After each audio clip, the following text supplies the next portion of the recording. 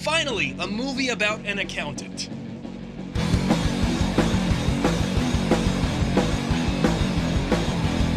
What's up, my Throttlers? Today I'm going to review The Accountant. I'm also going to read your comments from the last movie review I did on Miss Peregrine and her peculiar home for children of peculiarness, I think. This movie stars Batfleck as Good Will Hunting in The Bourne Identity with Commissioner Gordon, the Punisher, and a possible Squirrel Girl. Ben Affleck plays the accountant Christian Wolf. He suffers from a lot of social problems as he deals with his autism. He also has a knack for numbers and killing people. Finally, a movie that makes accounting exciting.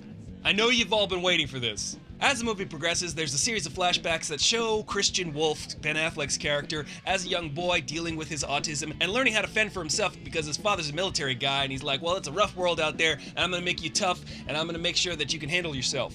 And boy, does he ever. I can imagine this movie was dreamt up by a bored accountant one day, just wishing his life was more exciting than crunching numbers.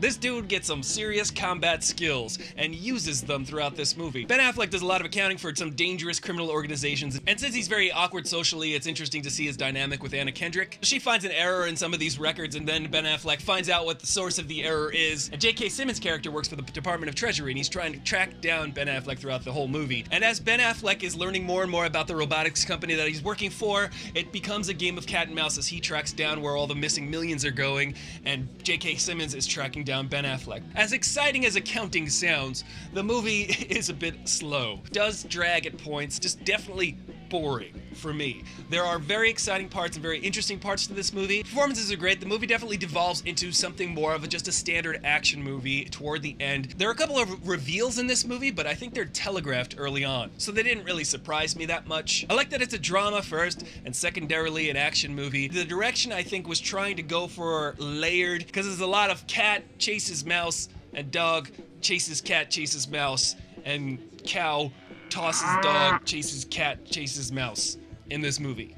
As an experience, the movie was okay. It was just fine. It wasn't great. I didn't love it. It didn't move fast enough for me in certain spots. It actually bogged it down. The movie felt a lot longer than 2 hours for me. So that's why I give The Accountant 2.75 froze out of 5. I used to be a counselor for young people with mental health issues, and a few of my clients definitely had Asperger's syndrome, and oftentimes I find it quite offensive how people with mental illness are portrayed on screen. I think the movie did a pretty good job of balancing that out.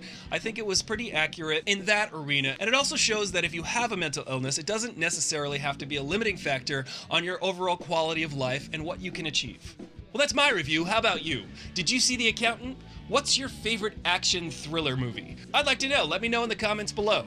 In my last video, I asked you what your favorite Tim Burton movie was and what your least favorite Tim Burton movie was. I also asked you, what is cool about you? Robert Medina says his favorite film is either Beetlejuice or Edward Scissorhands, and he has an ear for accents, is really good at doing them, and he would prank call in different accents to his friends and family for kicks. That is a pretty awesome skill.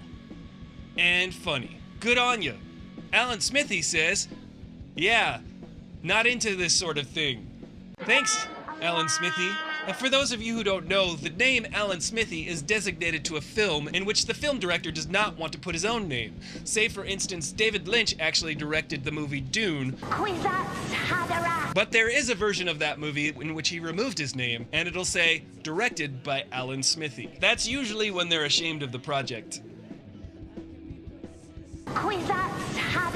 Oh, and by the way, this little actress here is Alicia Witt.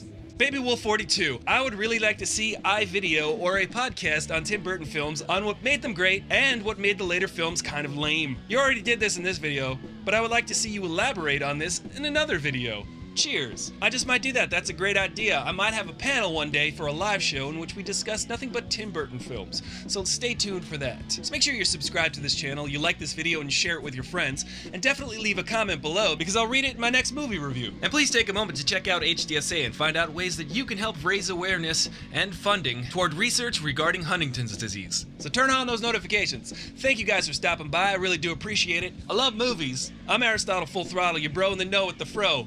And I'll see you later. I'm a kung fu accountant. What's more exciting than a movie about accounting? Hey, bub, who's excited for Wolverine? I am. And so are you. Just like the video, it's like takes like a second.